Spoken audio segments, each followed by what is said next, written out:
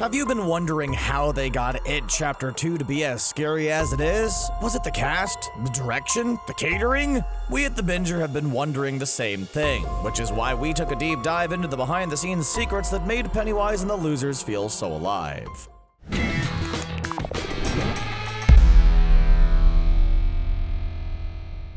The de-aging process. Working with child actors presents a very particular challenge. They grow up. It's especially tricky when the actors are 12 and 13, hanging over the precipice of their transition into physical adulthood. Andy Muschietti, the director of both It and It Chapter 2, described the conundrum. We shot the first part in 2016, and these kids were 12 and 13 years old. They're at the age where a week difference makes their voice drop. They hit puberty, suddenly their nose sticks out, and they have a mustache. So 3 years later, we reunite with them, and they had grown, some more than others. The solution? A digital time machine. Knowing that the movie was going to be shot in 2 parts, the director was pretty certain from the beginning that they'd have to do some digital tampering. De-aging was on the table very, very early on in the talks, he said. How exactly did they do it? Finn Wolfhard says it was easy as pie. The actors went into a VFX studio and had blue dots stuck to their faces. Then they were scanned by a machine that looked and sounded like a hairdryer. After that, they were free to go. The real work happened behind the scenes, and even then it sounds simple enough. The director's sister, producer Barbara Muschietti, described the tricks of the de-aging trade. It's all about making their heads bigger. That's the trick. That's the proportion trick, giving them bigger melons. Her brother expanded on this, saying that as well as giving the kids a quote bigger melon, messing up their features a little bit would make them look younger. Also shrinking the nose and rounding out the shoulders.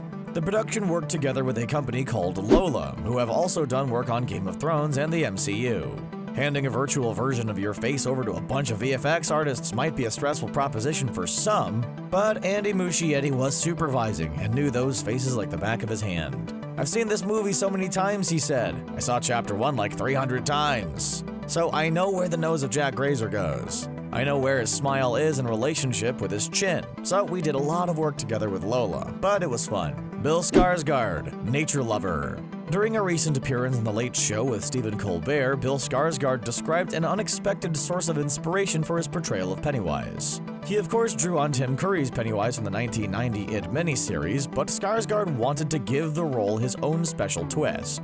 And in the end, he found inspiration right under his nose. Like most people, Skarsgård says that he just likes to watch these animal documentaries. So when he was conceiving of Pennywise, he figured he might as well draw on them to create the character. The 2 animals that he settled on were the hyena and the grizzly bear.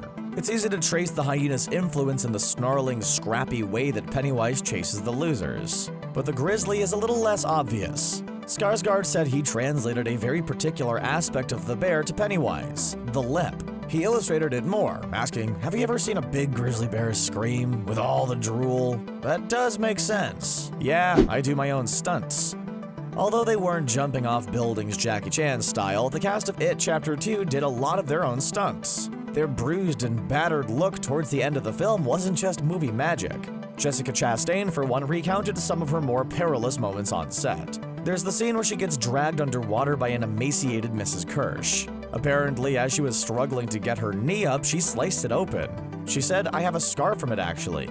There's also the scene where after emerging from her horrific and record-breaking hallucination, she had to run through its underground lair with Bill Hader.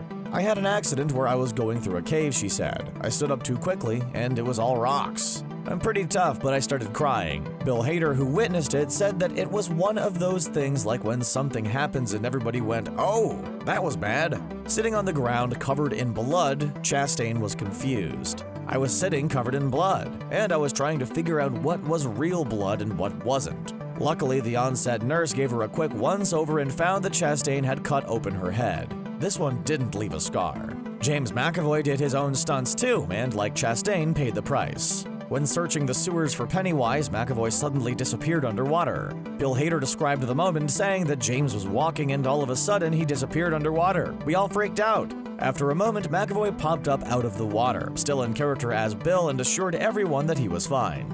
Even though this one turned out, forgive the pun, swimmingly, McAvoy did end up injuring himself doing some other stunts on the film. Although he didn't specify the exact scenes in which they occurred, McAvoy did give a little humble brag clue, saying, "I did 2 stunts that I really loved, and both of them you can barely see.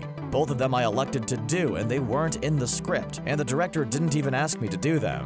The unidentified stunts left him with slight double thigh strain. He posted a photo on Instagram of his legs covered by 2 cold compresses, warning the evil clown that he'd get him, no matter the physical toll. Bill Hader, ever the comedian, gave a self-deprecating account of his on-set injuries. "I ran like 10 feet, pulled my groin, and I had to go to a doctor."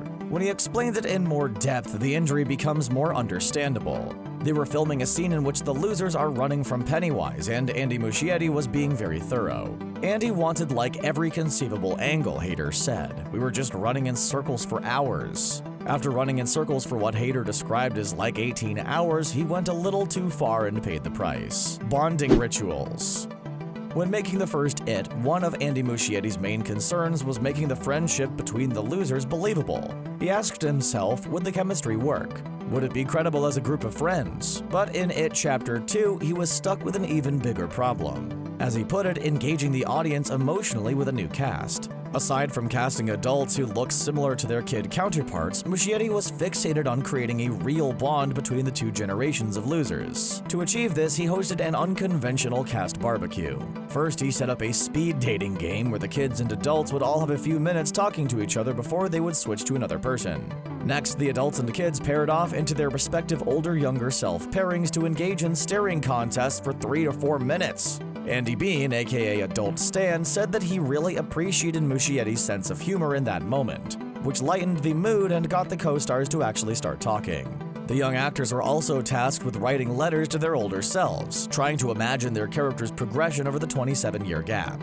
Jeremy Ray Taylor, for example, described his letter as being mostly about the relationship between his character Ben and his crush Bev. He wrote that Ben was okay that the infatuation wasn't a two-way thing, as long as she knew that he would do anything for her. Along with the letters, each of the young cast gifted the older actors a photo of themselves, which rubbed Bill Hader the wrong way. He thought that receiving a photo of his younger self, played by someone else, teetered too far into creepy territory. He described the moment. "When I looked at the picture, I was like, I gave it back. I didn't even take it." After being rejected by Hader, Finn Wolfhard conspired with Jessica Chastain to get back at the adult Richie. They ended up sneaking into his trailer and leaving the photo sitting on his bed. Meeting Pennywise. On the set of the first It, Andy Muschietti and Bill Skarsgård decided it would be best for the child actors' performances if they didn't meet Skarsgård in full Pennywise makeup until they had to finally face him in the movie. The rationale was that they wouldn't be able to see through the costume to the gentle Scandinavian giant, and thus would be much more scared. "It made sense that I was separated from the kids," Skarsgård said. "They were all hanging out together, becoming friends, and I was by myself trying to wrestle this demonic clown that I was going to portray. It was important the kids didn't see me in makeup until the first day of shooting. Once they did see him, Skarsgård had second thoughts about scaring the kids, wondering if he was going too far. He described how when filming his scene with Jack Grazer's Eddie, I'd start mocking him, and then I'd charge him and scream and drool on him. Then he'd start gagging because his character has a gag reflex. And then he got hysterical. And as I'm doing it and I'm completely committed, I'm also thinking to myself, what the hell are you doing? You're traumatizing this kid." However, after the shot ended, he'd break character and try to make amends. They go, "Cut," and I'm like, "Are you okay, Jack?" And he goes, "Yeah, man, that was great. I love what you're doing with the character." He cracks up.